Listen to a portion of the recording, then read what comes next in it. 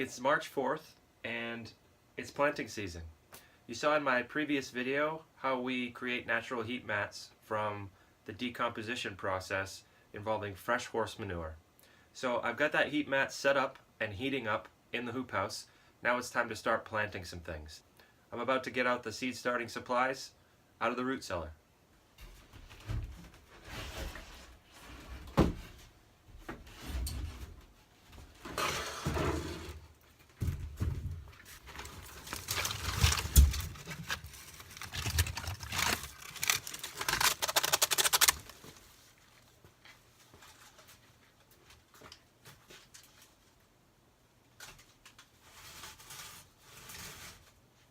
So the first thing I'm going to do when I plant my onions is actually distribute all of these seed cells into these seed cell holding trays. Now the point of these is actually to hold water, to be able to retain some moisture, and also to allow you to water your plants from underneath. In general, especially when you have very young, tender seedlings, it's not a great idea to water from the top. So this actually will allow me to water from underneath.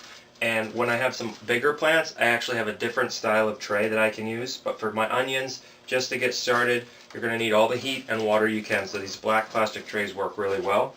And one of the things I have to do every year is make sure that while I was putting them away in storage, scrambling around in the fall, sometimes things get broken. A little bit of a break is okay, like this is fine, this little crack. But once they get to this stage, they won't hold water anymore unless you tip them up a certain way. So at a certain point, it becomes useless to save these. So for right now, I'm not going to use this one. I am going to save it in case I run out and get in a bind. I don't really want to throw away plastic if I can avoid it. So I'll hold on to this at least until the end of the planting season and make sure I don't need it.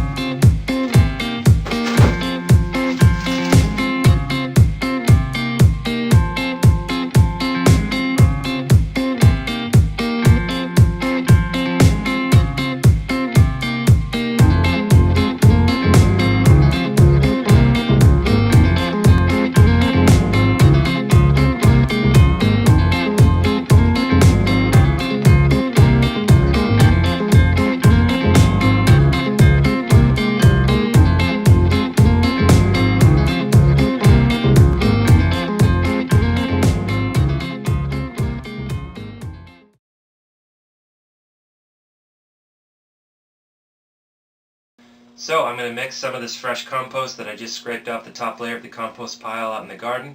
I'm going to put it back into some of this potting soil that I have left over from last year to revitalize that soil so that I can plant my onions.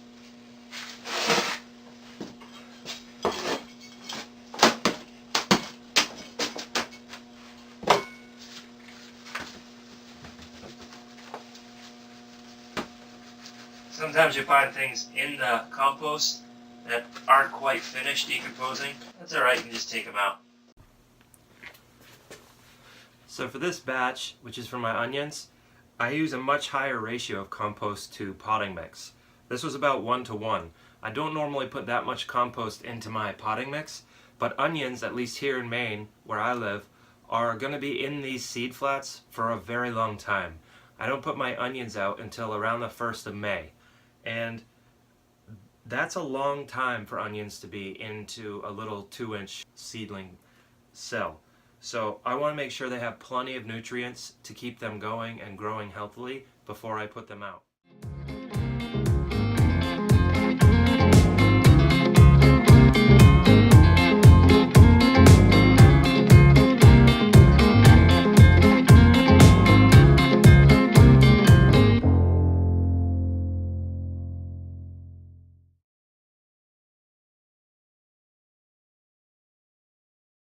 This will actually become quite a bit easier when I get my larger container in here. But for my first flush of planting onions, this is sufficient.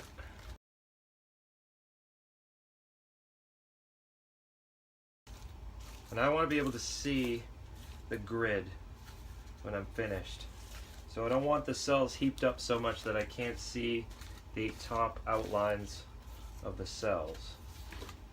So it should look like that. Just about. That's close enough. So I organize my seeds as they come in from the seed companies as much as I can. So here is pretty much everything I'm growing this year in terms of food crops. I have another container that is for cover crops. And I try to alphabetize things as much as possible so that they're a little bit easier to find.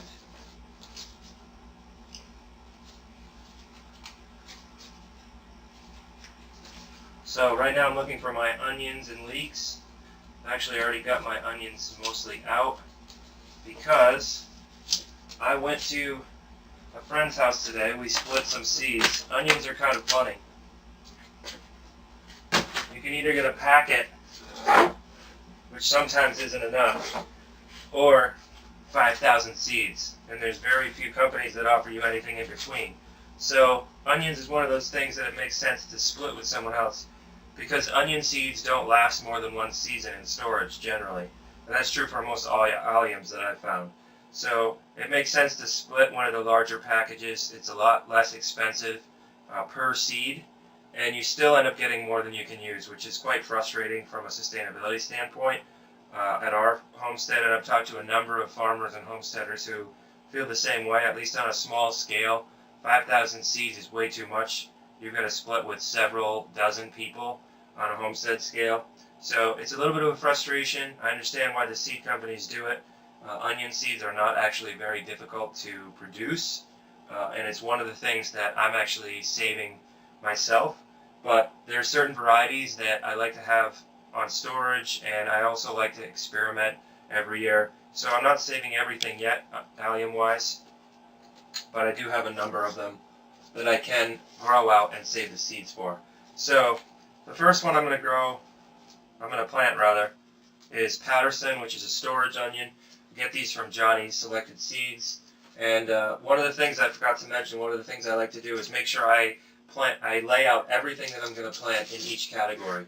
So I've got all my leeks, all my shallots, and all my onions out on the table here. So that way I can kind of get a sense of how many flats I need and go from there. Now I'm going to plant my onions and my leeks in 2-inch cells. I used to do them 1.5 inches, and I've just found that it's not enough space. So that's a lot fewer onions per square foot, but it ends up that the onions get bigger and are a little bit healthier when you put them out into the field. So we're going to go with 2-inch blocks unless I run out of space, and then we'll be using the 1.5 inches. And to plant my onions, I actually use this nifty little tool that I got from Johnny's Selected Seeds a number of years ago. I really like this tool. It certainly doesn't work for all seeds, but for onion seeds it works quite well. The only thing you need to do is make sure that you cover up the container a little bit, because it is hard plastic, and if you dump these from a great height, they'll just bounce out. So you do have to be a little bit conscious of that. And this is way more onion seed than I need, so I'm not going to dump the whole thing in. I always try to close up my seed packets when I put them down just to avoid spilling. That's another mistake that I've learned to avoid the hard way. And so the way this works is there's a little channel that this sits down inside, and there's different sized holes depending on what kind of seed you're going to plant. Now I've never used this hole, the number 1. Number 2 I use for lettuce. I'd say I probably use number 2 and maybe number 3 the most. So I'm going to use number 3 on my onions. And what I like to do is just run this around one time in case there are any seeds that were down in that channel. I generally can get them into the number 5 slot, which is the biggest, and bring them out. So there were none that time, which is good.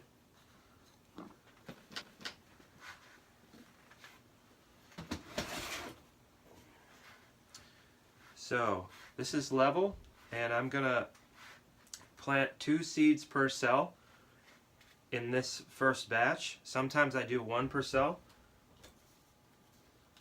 And the reason I do both is because I like to make sure I have a little bit of insurance 2 seeds per cell is usually okay, especially with the ratio of compost that I mentioned earlier, 1-to-1 with soil mix. So there's plenty of fertility in here, and I can always prick the seedlings out later. So all you have to do is rattle this a little bit, and there are little ridges at the bottom that are kind of like speed bumps that slow the seeds down. Again, this doesn't work well with alt seeds, brassicas in particular, which are much more rounded and have fewer angles on them. This doesn't work very well because they just fly out. The speed bumps don't work to slow them down. And when you have a lot of seeds, like I do with onions, it's not terribly critical that you're accurate on your count. If another extra seed comes out, I'm not going to spend a whole lot of time going back to make sure there's only 2 in each one, but I do try to get only 2 the first time, just because I don't want them to get too crowded in the cells, since again they're going to be in here for a very long time. If you watch the video or look at the catalog, they actually recommend tapping it with one finger to make the seeds come out like so. I've never been able to make that work, so I end up just doing this and tapping on the plastic cover. The other thing is, if you use too small of a hole, like a number 2 for onion seeds, you can get them to come out, but they'll end up getting bridged, which basically just means jammed against the hole, and it's a lot less efficient. So just experiment. I really recommend this tool. It's very inexpensive, and it does exactly what it's designed to do, which is a great attribute for any tool. Doesn't cost that much, and I've had this one for probably since I started farming about 15 years ago. I do have another one, which I bought when I was farming commercially and I had employees and apprentices helping me. But this one, for some reason, has never worked very well in terms of turning, so I hardly ever use it. This is the original that I bought years ago, and it still works great. So the next thing I'm going to do is just press the seeds lightly and make an indentation in the middle. This is also another great way to check really quickly that you hit every cell. Here are my variety tags. These are basically reusable tags. They're made out of vinyl siding that I got out of a dumpster from a construction site and cut them up. I have an entire bucket of these that are either have some writing on them or are still blank. So I have plenty, and vinyl siding pretty much never goes away. That's one of the reasons I wanted to get it out. Another thing is they work really great for garden signs. This is a tip I actually got out of a Fedco's seed catalog. I think it might have actually been a Fedco's trees catalog from several years ago, and I think they put it in every year. Actually, it's such a great tip. But vinyl siding has this weird quality about it where if you write on it with permanent marker, even a Sharpie, you can smudge it off with your thumb. But if you write on it with pencil, you can actually dunk it under water and that stuff will still be there, but you can erase it. So basically what I've done over the years, I end up planting pretty much the same thing every year. So on the varieties that I really like, I just save them and put them in this sort of filing system. This is a Patterson onion, and the date on it is 3/3. So that would have been yesterday. So I pretty much plant around the same time every year. What I put on this essentially is the name, whether it's a hybrid, the date that I planted it, the number of seeds and the number of cells, and the number of days to maturity.